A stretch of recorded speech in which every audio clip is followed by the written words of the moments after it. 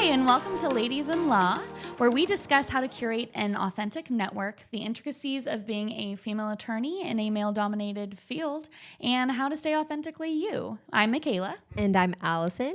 And we are so glad that you are here.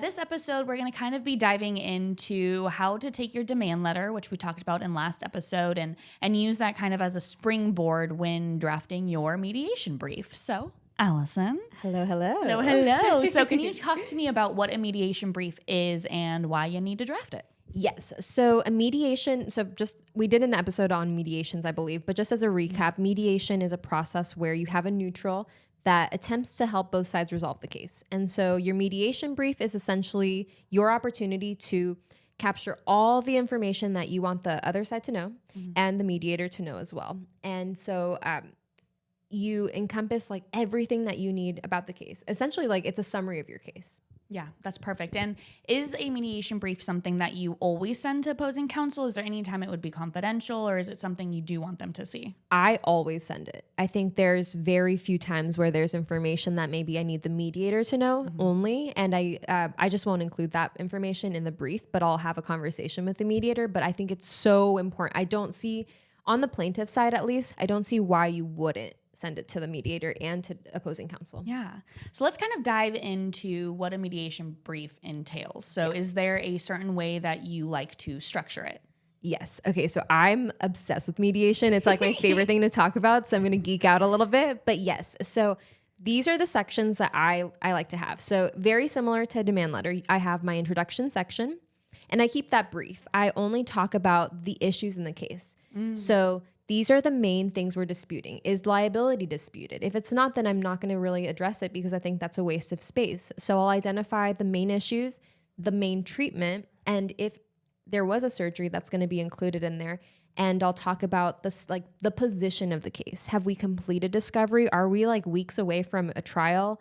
Is there still plenty of time for us to get this resolved? That's the introduction. My next section is liability, if applicable.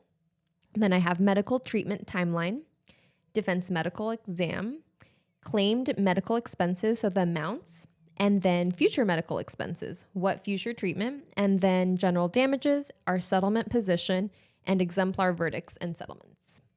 I love it. All the fun headings. All the fun headings. And so when you're kind of going through and you're formatting it, when you're doing your medical treatment section, do you go into like a great amount of specificity? Do you do more of like summaries for the kind of visits that they went to? Like how do you kind of dive into that section? So unlike the demand, I'm actually very general in my medical treatment timeline. So by this point, you most likely have already completed discovery.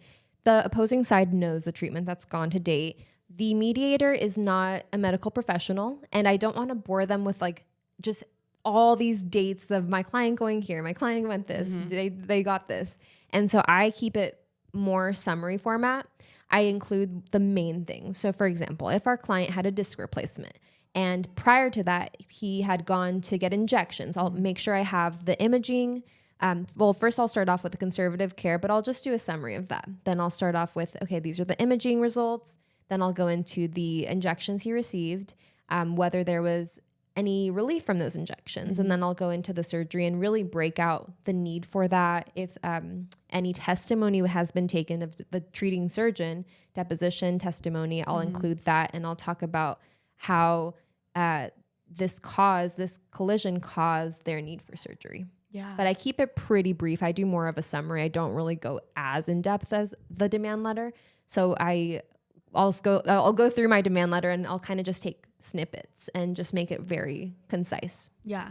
I think that's a great way to do it because like you said, like you want the mediator to read the whole thing and you don't want it kind of to become this like blur in their brain when you're reading all of these medical terms and things like they kind of all start to blend together. They do. And I think it's very important. Like the purpose of a demand letter is to have the opposing side fully evaluate your case. The purpose of a mediation brief is to summarize the specific issues in the case. So I don't think it's as effective to go really in depth about the medical treatment.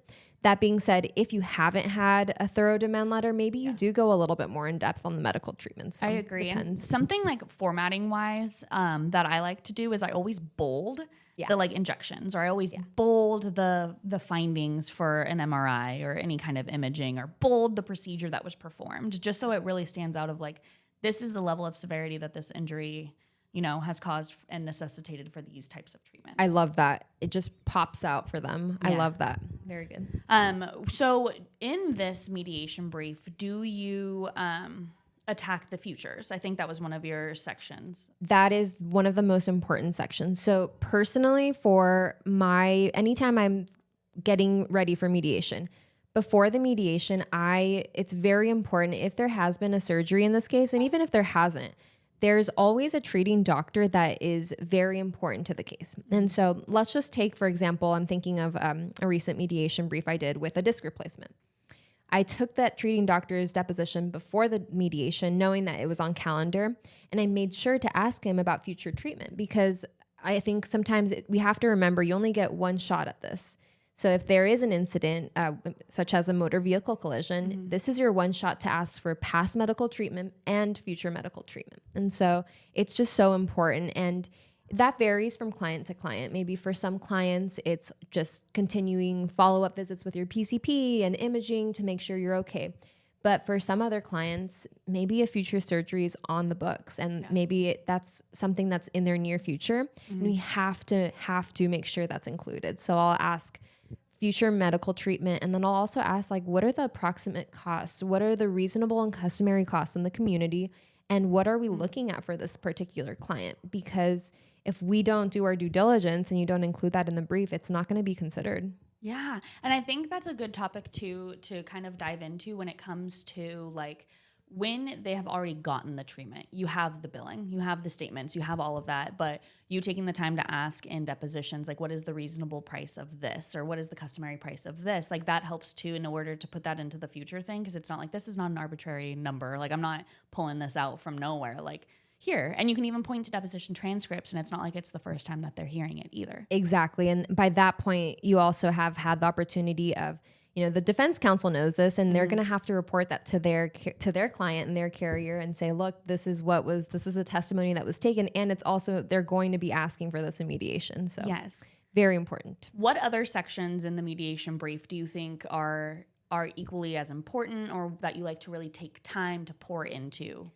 Similar to the demand, the non-economic damages. I spend so much time. So I'm not really heavy on the medical side, but when it comes to the general damages or non-economic damages, that, like you said, is your client's story. So I go in depth. Yeah. I talk about who this person is. Let me tell you about my client. And by this point, you have to keep in mind, some of this testimony I'm pulling from their deposition. It was already mentioned in deposition. There's two schools of thought. I know that there's some plaintiffs' attorneys that won't ask questions in a deposition pertaining to general damages. I do. I will make sure that testimony is on the record, because I think that's so helpful for when the opposing side is writing their brief. This is all, like, there's no secrets. Like, this was in her deposition transcript, and I'm quoting from the transcript. And I think it's just so powerful to tell your client's story, tell their truth. And it can be in so many different ways, right? Like, sometimes you're lucky and you have very clear examples, like if you had a marathon runner and then now they can't. But then there's also clients where it's just like the little things. Like, I had a client that had a hand injury and he couldn't fully close his hand. And it was something which to us sounds so minor, but he couldn't hold his spouse's hand. And I just thought that was so, like, powerful. And it's all the little details. It really is in the details. And so my tip is, if you haven't done a client visit at their home before your earlier in the case, you have to do it before the mediation, so that you can include those photos, include those stories, and talk to their family. See if maybe their family has information that you can include in the brief and make it that much more powerful and that much more genuine. Yeah. And I think that section is, if I was a mediator, I think that's the first section I'd jump to. But then oftentimes when your client is in the mediation, it's great because the mediator knows and can ask them more pointed questions. Like, tell me, how are you doing with X, Y, and Z? I saw in your brief, your attorney wrote, you feel X, Y, and Z on a daily basis. Can you elaborate on that? And so I think it just shows the level of preparation and like how detailed you can be when you've had the opportunity to spend with your client to like really get those stories out. Absolutely. And so something that I want to ask you is like, when you're doing this non-economic section, do you kind of have like a list of 5 questions that usually elicit responses? And so you're always going to kind of ask these 5 questions. Do you really tailor it specifically to who that client is, or do you kind of do like a mixture of the two? I don't have a list of questions I ask. It's so before the mediations, so when it gets on calendar, I'll explain like to the client, look, this is what a mediation is, and we'll start having initial discussions about things that I would want in the brief. And so I'll explain like, this is what it is. We want to make sure we capture these stories. But you have to keep in mind, by this point, we've already done discovery. We've already written discovery. We've already done depositions. And so I've had so many opportunities to speak with the client, and I know like key things. So maybe for a certain client, they're a long distance biker, and I like mentally already have that tucked away. And so it's really on a case by case basis for me. I will tell them though, like, this is what I'm including in your non-economic damages section of the brief. And is there anything that, you think you would want me to add? Like, these are the main topics and I want to focus in on these. But I really just kind of listen, and I don't have like 5 questions I ask. I just kind of listen to the client and pull from all of the discovery. And I think everyone approaches it differently though. How about you? Yeah. I think mine is kind of like a mixture of the two. I definitely tailor it no matter what to that client. And exactly like you're saying, like by that time you have really gotten to know them and you've had a hand in their case for a very long time, and you've probably had many conversations. And so I do keep this like running list of like things that my client has told me that I want to follow up on or that I want to ask. And kind of early on, I'm like, I would like you to really, like, I know it's hard to sit here and tell me about all the way your life has changed, or tell me about who you were, in the past and who you are today. And maybe it's not where you thought you would be. Like, I know it's hard to sit down and really think about that. And I think that like initially clients really like to go to the big things, but just like you said, like the small things, like that's like where people can really relate to. Like, every morning we all brush our teeth, right? And so if someone can't clench their hand and they used to brush like their left hand and they used to brush their teeth with their left hand, like that little task is something that like they might not think to tell you over the phone. And so I like to say to my clients, like, when you are operating in your daily life, if there's something that like irritates you, you're like, oh, why can't I do this? Like, text me what that little thing was, because those little things are huge. And sometimes I'll get a text where it's like, had difficulty brushing my hair this morning because of my shoulder pain. And those kinds of things that I will always compile, put into a list, and I might ask follow-up questions on our next call or when I'm doing this mediation brief, because I also go over it with our client in terms of like, hey, these are the things that I'm am I accurately reflecting what you've told me? Is there anything deeper you want me to go in? But as far as like having specific questions, the only ones that I truly like usually make sure to ask are just like, were there hobbies that are no longer bringing you joy in the same way? Not that like you're not doing in its entirety, but maybe you used to do it as a stress relief and now it's causing you pain and it's not giving you that same kind of like joy it used to. Yeah. Hobbies. If you have children, like how is now with your injuries, like how do you care for your children? Absolutely. Do they care for like older family members? Do they, have they had to get like a second job? There's so many questions out there. It's hard. It would be nice to have like a giant checklist of like questions, which we should compile that. I know. I was just thinking that. But it really is. It's just like, I think at the end of the day, just being a good listener is what gets you that far. Absolutely. Because it's like so many of the questions that we ask are follow-up questions to things that they've told us. And we only know to have those follow-up questions because we intentionally listened to what they were saying. Yeah. And I think one question that I've found it really elicits a lot bigger of a response than I could have even like predicted was like, why are you in the field that you are in for your profession? Ooh, and like, I love has that. that changed since this incident?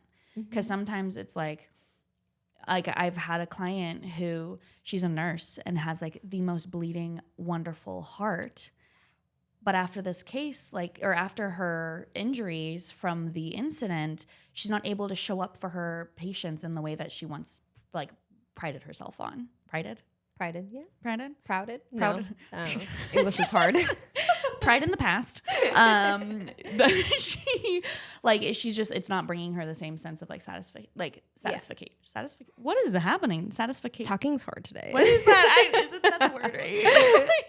But anyway, talking about just why you chose to be in a field, and are you still able to show up in the same way? Wait, I love that. And I actually just had a mediation a few months ago where defense was saying that our client wasn't saying, but it was hinting out our client just basically waiting for a payday, that he was lazy, that, he didn't have any real serious employment. And what was so fascinating was through the frustration of his lawsuit and the debilitating injuries he had, he actually found a new career. And so I was so excited. I amended all of our discovery, produced that, and then made sure to, in the mediation brief, I talked about how it inspired, the difficulties he had, somehow he found strength from those, and then was able to channel that into establishing a new career, moving, and just really getting on with his life. And I honestly think that played a huge part in the settlement, because I think the mediator was this guy just wants to move on with his life, and please pay some make a reasonable offer. Yeah. We can get this done today. Yeah. And something that I think goes along with what you're saying and what we try and build the non-economic damages section to be is it's not supposed to read as this woe is me. Exactly. Or my life stopped, I'll never be the same, I'm sad every day. Because it's no one expects for your life to pause or for you to stop doing things that bring you joy. But also it's worth recognizing or noting hey, I show up in this area differently. But I'm also fighting, and I'm also still trying to do it. Yes, I used to run marathons, and now I can only do 5Ks, but I'm not letting it stop me. Yeah. It just isn't the same as what it used to be. Or maybe I can't work in this occupation anymore, so I found a different occupation, but I'm trying to move on with my life. Yes. And that's just such a way better story than saying no, I'm just at home all day. Exactly. Because it's you are not expected for your life to be paused or for it to end because this happened. It's what you do with the reality that you have right now. Absolutely. And I think that's something that I make sure I tell my clients. Sometimes clients will ask, is it okay if I get a new job? Will that hurt my case? And I'm absolutely. Your life does not stop because of a lawsuit, but pay attention to your body. If something isn't feeling right, be careful, because at the end of the day, you don't want to further injure yourself. So, exactly. Yeah. Something I want to make sure that we get into is what you do that I literally just learned about that I didn't know was your calendaring and talking to the adjuster and mediation brief and all that kind of stuff. Oh, okay. So this is something I learned from working on the defense. So the deadline to submit your mediation brief to the insurance carrier when you're a defense attorney, for my particular experience, it was 60 days before the mediation brief, the deadline that we would calendar for the actual mediation. So the mediator typically has a clerk or an assistant who will send you a date where they need the mediation brief. That deadline is different than the deadline for your client as a defense attorney. And so now working on plaintiff's side, I will email or call and I'll ask the defense attorney, when is your mediation brief due to your client? Because I need to know and calendar all that so that I can amend my discovery, update you with any medical records and bills that haven't been already produced. And then I try to get my brief way early so that everything is fully considered and there's no argument of, well, we didn't have enough time and, oh, we didn't bring enough money today because we weren't able to consider X, Y, and Z. So that's just a practice tip that I have found super helpful just from being on the defense. When I got mediation briefs way in advance, one, it would make my job so much easier because then when I would have to write my brief as a defense attorney, I could, summarize certain things and it just made it a lot easier. But also it gave them plenty of time. Sometimes depending on the policy limits and depending on the insurance carrier, it's not just a single adjuster. Sometimes there's multiple levels. Sometimes you have to get into what's called excess. And sometimes the excess level includes a different attorney or a different adjuster, more senior adjuster. And there's all these behind the scenes level of approval. And so if you're not privy to all that, you might miss the opportunity to get into all those layers if you're serving your mediation brief on the deadline that the mediator provided, because that's not the deadline that the insurance carrier needs the brief. So I do like to do all of my work ahead of time. I try to make sure as soon as I know that the mediation's calendared, I make sure my home visit's been done. I make sure I start amending all of my discovery, requesting updated records for things that I don't have, and then making sure that my brief is at least started so that I can get it to them well in advance of the mediation date. Yeah. I think that's amazing because at the end of the day, like you are scheduling a mediation because you want it to be effective. Yeah. And you want both sides to be showing up in a like, let's try and, like really find a resolution to this. And if we can't, then we can't, but you still want them both to be showing up with the same level of like seriousness. Absolutely. The worst thing that can happen is you show up to mediation and they haven't brought enough money. And so it's honestly kind of just a waste of time. Yeah. And it's mediations are expensive. So that's money coming out of your client's pocket. So preparation is just so critical. So critical. And the way that you're doing that is so smart because it's like you have all of this information. Like, let's like be serious and show up together. Yes. I love that. And thank you guys for tuning in to this week's Ladies in Law. In a couple weeks, we'll have a new episode where we'll talk about more of the intricacies of being a female attorney and all the fun things that come with it. Yes, and we just wanted to also just chime in and let you guys know that we have been receiving feedback on the podcast. And so if there's any specific topics that you guys would like to hear about, or we also are starting to think about having guests. If you want to be a guest, we do have an interest form on our Instagram that you can check out.